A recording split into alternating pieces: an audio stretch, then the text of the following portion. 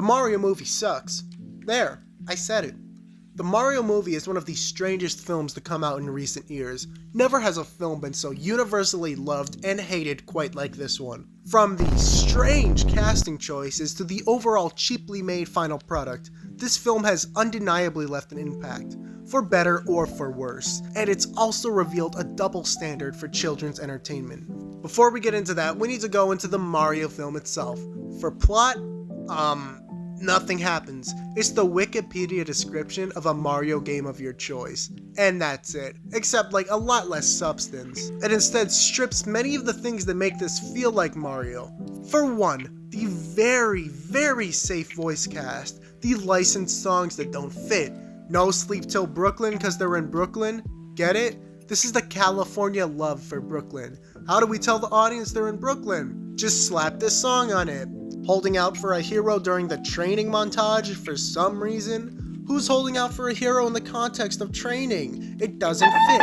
Why not use classic Mario music? This song hasn't been used correctly in 20 years, which is sad as this is one of the easiest songs to use in any context.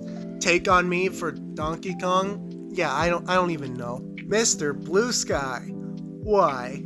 There was an AC/DC song in there too, but I don't remember which one. The soundtrack sucks. Let's get back on topic.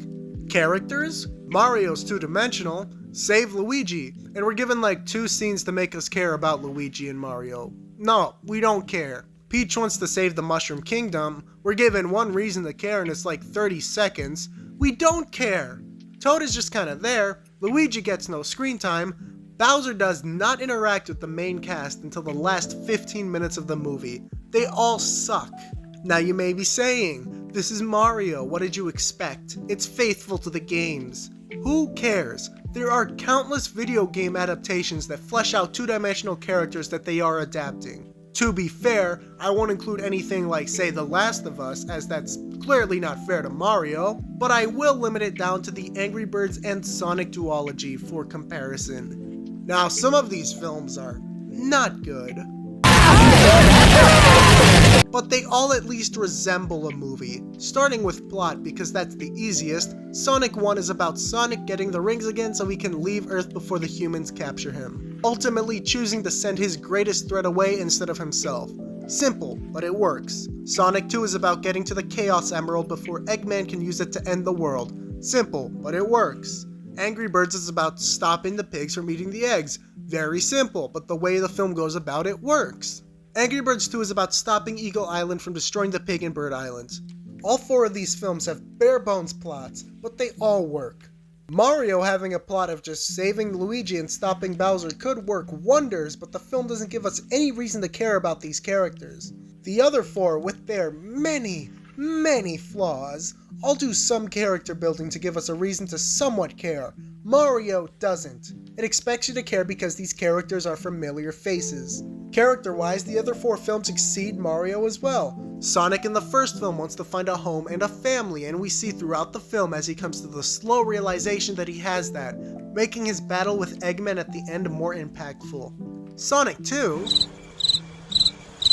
Red in the first film needs to open up about his feelings and prove his self-worth through the new friends he has made. Angry Birds 2 does this again, but actually good. The Mario movie attempts this, but doesn't put in the work. As stated before, we don't care about any of the locations, and putting the final battle in Brooklyn doesn't help either.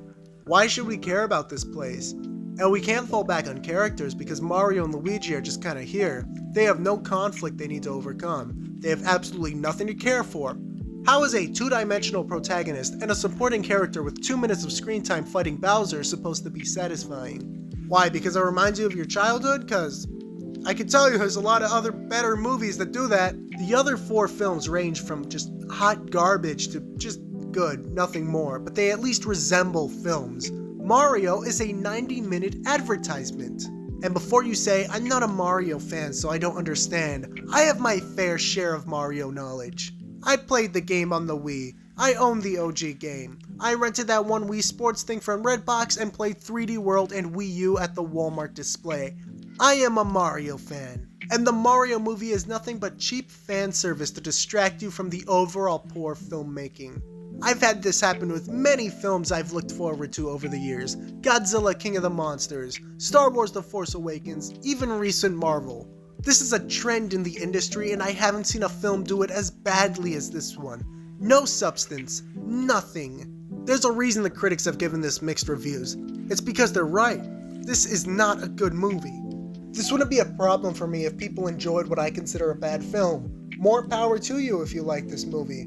But this film makes the double standards of children's entertainment so apparent. People excuse this film's poor writing with either the fact it's faithful, which I've already addressed, and the fact it's a children's film, which is just insulting to children's entertainment. Some of the best films of the last decade, and hell, even all time, are children's films. The Lion King, Shrek, the SpongeBob SquarePants movie, any of the Lego movies, pretty much anything out of old Disney, Pixar, and DreamWorks catalogs. You're telling me you will disrespect a film like Kung Fu Panda 2, which covers topics such as genocide, adopted children, and childhood trauma by saying it's just a kid's film? It was only a month ago that we were losing our minds from how Puss in Boots: The Last Wish pushed the boundaries of kids' films. And we are so quick to switch on it when a film we looked forward to wasn't as good as it should have been.